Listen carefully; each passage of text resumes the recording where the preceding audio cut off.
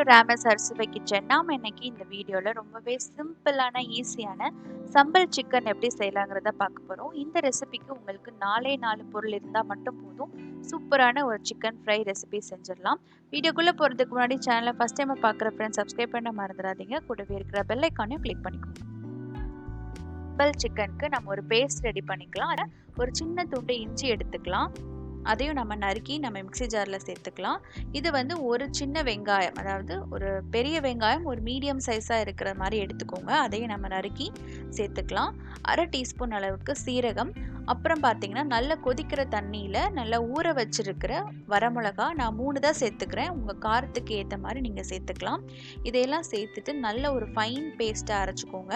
இவ்வளோதான், இந்த 4 பொருளில் சூப்பரான ஒரு சிக்கன் ரெசிபி செஞ்சிடலாம். எக்ஸ்ட்ராவாக எந்த மசாலாவும் சேர்க்க போகிறதில்ல.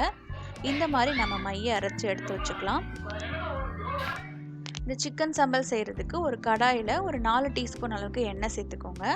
எண்ணெய் நல்லா சூடான பிறகு நம்ம வெங்காயம் சேர்த்துக்கலாம். வெங்காயம் கூட ஆப்ஷனல் தான், நீங்கள் சேர்த்தும் செய்யலாம், சேர்க்காமையும் இதை செய்யலாம்.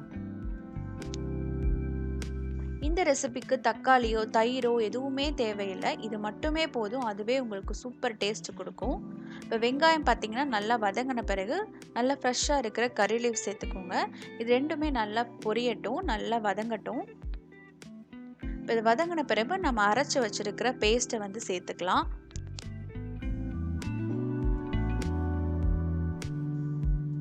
இப்போ நல்லா அரைச்ச பேஸ்ட்டை வந்து சேர்த்துக்கோங்க. இதை வந்து எல்லாமே நம்ம பச்சையாக போட்டிருக்கனால நல்லா அந்த எண்ணெய் பிரிஞ்சு வர வரைக்கும் நல்லா வந்து வதக்கி எடுத்துக்கோங்க. ஏன்னா அந்த ரா ஸ்மெல்லாம் போகணும், நல்லா ஒரு ஃப்ரை பண்ணணும். அந்த அளவுக்கு நல்லா ஃப்ரை பண்ணிக்கலாம்.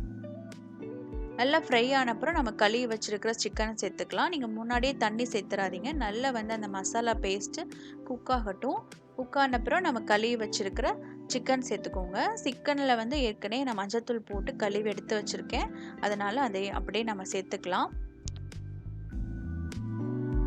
இந்த ரெசிபிக்கு எக்ஸ்ட்ராவாக நீங்கள் மஞ்சள் தூள், மிளகாத்தூள், மல்லித்தூள் எதுவுமே தேவையில்லை. இந்த பேஸ்ட் மட்டுமே போதும். சிக்கன் சம்பல் சூப்பராக ரெடி ஆகிடும். நார்மலாக இந்த சிக்கன் சம்பல் செய்யும்போது இந்த சிக்கனை வந்து நல்லா இந்த உப்பு மஞ்சள் தூள்லாம் பரட்டிட்டு எண்ணெயில் நல்லா பொரிச்சு எடுத்துட்டு இந்த மசாலாலாம் சேர்ப்பாங்க. நான் வந்து எண்ணெயிலலாம் பொரிச்சு எடுக்கலை, அப்போனா ரொம்ப ஆயில் எடுத்துக்கும். அதனால் வந்து எண்ணெயில் பொரிச்சு எடுக்கலை.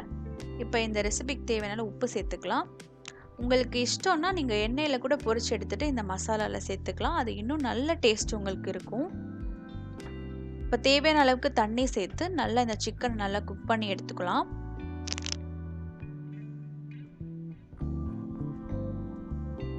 இப்போ நான் தேவையான அளவுக்கு தண்ணி சேர்த்துக்கிறேன். ஒரு 1/4 டம்ளர் மட்டும் தண்ணி சேர்த்துக்கிறேன். நிறைய தண்ணி சேர்க்க வேண்டாம். கொஞ்சோண்டு தண்ணி சேர்த்துட்டு இதை நல்லா மூடி போட்டு குக் பண்ணிக்கோங்க.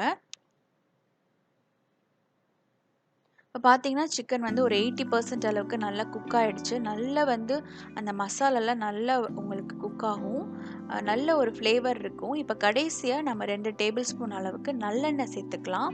இப்போ நான் பார்த்தீங்கன்னா கொஞ்சோண்டு நல்லெண்ணெய் சேர்த்துக்கிட்டேன். நல்லெண்ணெய் சேர்க்கும் போது உங்களுக்கு சிக்கனோட ஃப்ளேவரும் சரி, அந்த மசாலாவும் சரி சூப்பர் டேஸ்ட்டாக இருக்கும்.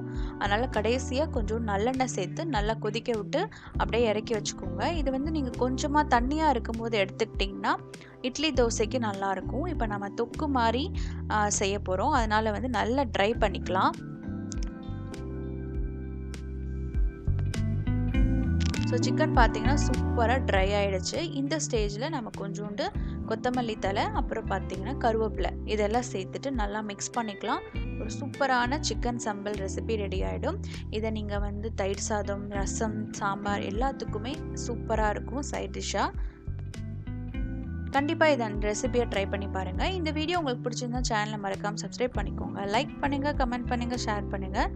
நம்ம நெக்ஸ்ட் சூப்பரான வீடியோவில் சந்திக்கலாம். தேங்க்யூ ஃபார் வாட்சிங்.